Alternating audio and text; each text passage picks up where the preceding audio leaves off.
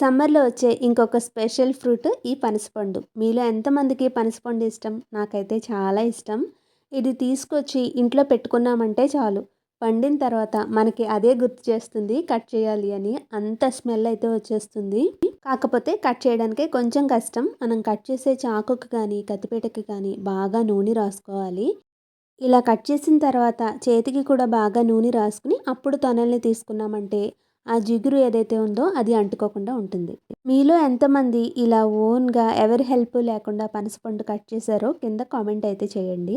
మొత్తం అంతా కట్ చేసిన తర్వాత చాలామందికి నీరసం వస్తుంది. ఎందుకంటే దీంట్లో ఉండే తొనల కంటే తుక్కే ఎక్కువగా ఉంటుంది.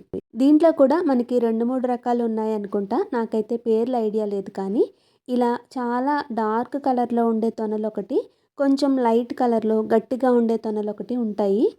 పనసకాయ అయితే కనుక మనకి మొత్తం అంతా కూడా కట్ చేసుకుని కూర కింద వండుకుంటాం కాబట్టి ప్రాబ్లమ్ అయితే లేదు. ఇలా పండు అయితే మనకి వీటిని తినకూడదు అంటారు. అవి ఎందుకు అనేది తెలిస్తే నాకు చెప్పండి. ఇంత కష్టపడి కట్ చేస్తే ఒక 15 తొనల వరకు అయితే వచ్చాయి. ఇది కొంచెం మెత్తగా ఉండడం వల్ల నాకు అక్కడక్కడ తొనలు నలిగినట్టుగా ఉన్నాయి. టేస్ట్ అయితే మాత్రం చాలా బావుంది. ఈ గింజలు చూసారా? వీటిని ఉడికించుకుని తినొచ్చు, కూర చేసుకోవచ్చు. మా చిన్నప్పుడైతే నీళ్ల పొయ్యిలో కాల్చుకుని కూడా తినేవాళ్ళం.